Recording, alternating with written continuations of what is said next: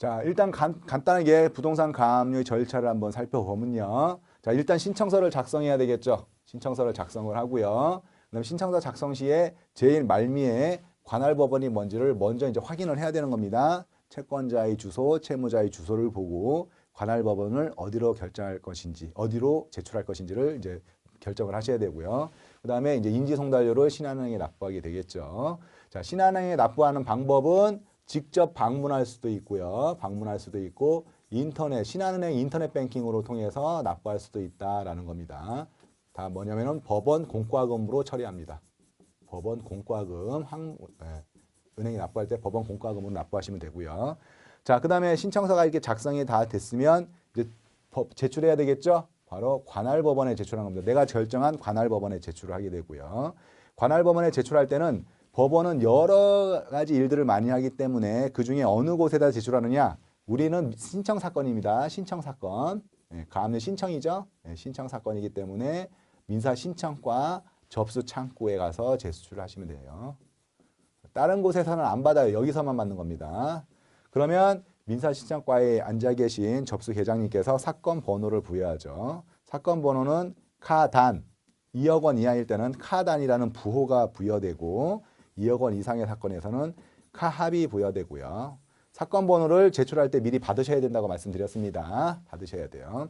그 이유는 나중에 보정명령이 내려지거나 또는 진행이 잘 더딜 때 재판부한테 문의를 할 때는 이 사건 번호로 재판부를 찾게 되면 쉽게 찾을 수 있다라는 겁니다.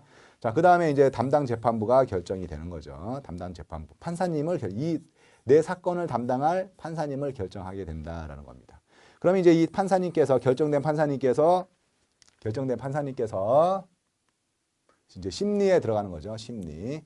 자, 우리 부동산 가압류의 심리 방식은 서면으로 심리한다. 굉장히 중요한 겁니다, 여러분. 서면 심리한다. 서면 심리하는 구체적인 이유는 바로 신속성 때문에 그렇습니다. 빨리 가압류 결정을 해줘야 되다 보니까 신속하게 심리하기 위해서 서면으로만 심리한다. 그래서 심리할 때는 일단 신청서를 제대로 썼는지 적식을 먼저 심사해야 되겠죠. 채권자, 채무자가 써져 있는지.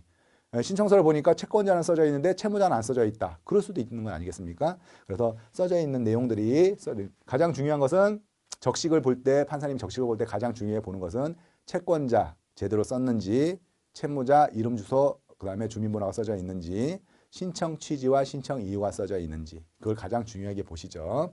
자, 그다음에 인지송달료도 납부됐는지도 확인합니다. 적식의 하나 내용입니다. 그리고 나서 이제 신청 이유를 읽으시는 거예요. 자, 신청 이유 읽는 게 바로 뭐냐면은 실제 심리하는 거죠. 실체 심리라고 하는 겁니다. 적식 심사와 구분해서 실체 심리가 들어가는 거죠. 내용을 본다라는 거예요, 이제.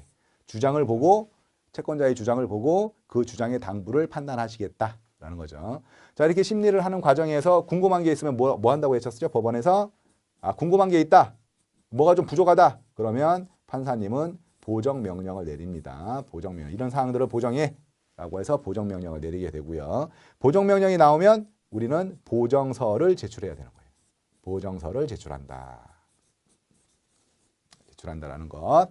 자, 이렇게 해서 심리가 된 뒤에 판사님이 결정해 줘야 되겠다라고 한다면 그 전에 담보제공명령을 반드시 내리게 되죠. 담보제공명령을 내리는 이유는 지난 시간에 자세히 살펴본 것과 같이 심리가 서면 심리로 이루어지는 불완전성 때문에 그렇다라는 것이요.